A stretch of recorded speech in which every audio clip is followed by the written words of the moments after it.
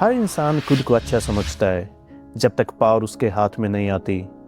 जब इंसान हेल्पलेस होता है वो जस्टिस की बात करता है, लेकिन जिस दिन लाइफ उसे मौका देती है सेम पेन वापस देने का, सेम इंसान को डिस्ट्रॉय करने का, तब उसका रियल कैरेक्टर सामने आता है। क्योंकि पावर इंसान को करप्ट नहीं करती, पावर सिर्फ रिवील करती है कि अंदर पहले से क्या छुपा था। एक बैटलफील्ड पर रात के बीच बारिश गिर रही थी। हर जगह ब्लड था और जमीन पर एक आदमी पड़ा था, वोंडेड, डिफीटेड, हेल्पलेस।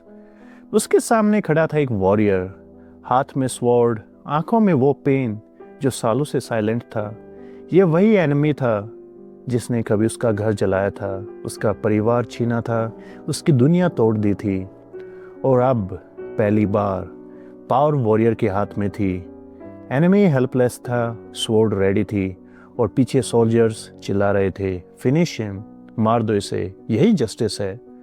लेकिन वॉरियर चुप था, क्योंकि उस मोमेंट में उसने समझा रियल टेस्ट एनिमी को डिफीट करना नहीं था।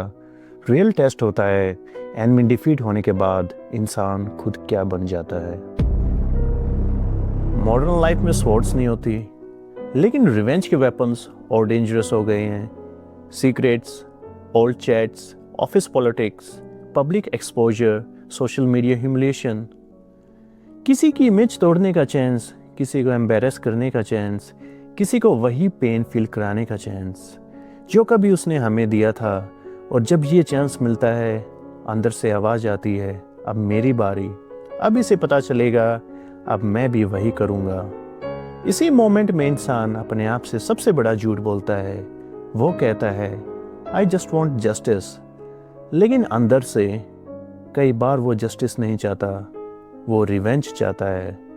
जस्टिस डेंजर को स्टॉप करता है, रिवेंज पेन को रिपीट करता है। जस्टिस फ्यूचर प्रोटेक्ट करता है, रिवेंज पास्ट को जिंदा रखता है। मार्कस ऑरेलियस ने वार्न किया था, बेस्ट रिवेंज यही है कि इंसान अपने एनिमी जैसा ना बन जाए। क्योंकि रिवेंज का ट्रैप यही है, अगर उससे इंसल्ट किया गया था वो इंसल्ट करता है, अगर उससे मैनिपुलेट किया गया था वो मैनिपुलेशन सीख लेता है, अगर उसकी डिग्निटी टूट गई थी वो किसी और की डिग्निटी तोड़ने लगता है। और धीरे धीरे एनिमी बाहर नहीं रहता, एनिमी अंदर शिफ्ट हो जाता है। इंसान उस आदमी को हेट करता है, लेकिन उसी जैसा बिहेव करने लग जाता है। लेकिन इसका मतलब ये नहीं कि वॉरियर वीक बन जाए, ये भी विजडम नहीं कि डेंजरस एनिमी को फ्री छोड़ दिया जाए। रॉबर्ट ग्रीन पावर की दुनिया को सॉफ्ट तरीके से नहीं देखते, उनके लेसन हार्श हैं। अगर डेंजरस एनिमी के पास पावर अभी बची है तो वो कल फिर डेंजर बन सकता है। इसलिए कभी एक्सेस बंद करना पड़ता है, कभी इन्फ्लुएंस तोड़नी पड़ती है, कभी कॉन्सिक्वेंसेस देने पड़ते हैं। लेकिन डिफरेंस सिंपल है। रिवेंज कहता है मेक हिम सफर, स्ट्रेटेजी कहती है make sure he can never harm again. एक फुलिश आदमी डेंजर इग्नोर करता है, एक कमजोर आदमी रिवेंज लेता है, लेकिन वॉरियर थ्रेट को डिस्ट्रॉय करता है बिना अपनी सोल डिस्ट्रॉय किए। श्री कृष्ण ने अर्जुन को बैटलफील्ड से भागना नहीं सिखाया, उन्होंने एक्शन सिखाया, लेकिन एंगर से नहीं, धर्म से। धर्म का मतलब सॉफ्टनेस नहीं, धर्म का मतलब है राइट एक्शन। कभी फाइट करना धर्म होता है, कभी बाउंड्री सेट करना धर्म होता है, कभी किसी को स्टॉप करना भी धर्म होता है। लेकिन जब एक्शन वोंडेड ईगो से आता है तो इंसान एक्शन नहीं ले रहा होता, उसका पेन एक्शन ले रहा होता है। तो उस वॉरियर ने क्या किया? उसने एनिमी की स्वॉर्ड उठाई और उसे तोड़ दिया। उसने उसकी आर्मी को डिसआर्म कर दिया, उसके क्राइम्स सबके सामने एक्सपोज कर दिए, उसकी कमांड छीन ली, उसकी पावर खत्म कर दी। एनिमी जिंदा था, लेकिन एनिमी का डेंजर मर चुका था।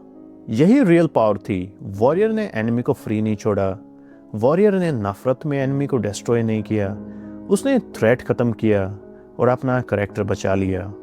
इसलिए एक वॉरियर अपने आप से पूछता है कि मैं डेंजर स्टॉप कर रहा हूँ या बस रिवेंज ले रहा हूँ, मैं जस्टिस चूज कर रहा हूँ या बस अपनी ईगो से चल रहा हूँ। क्योंकि रिवेंज एनिमी को कंप्लीटली फिनिश नहीं करता, रिवेंज एनिमी को अंदर से जिंदा रखता है।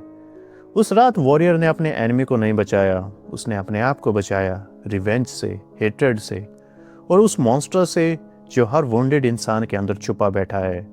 सबसे पावरफुल वॉरियर वो नहीं होता जो हर एनिमी को मार देता है।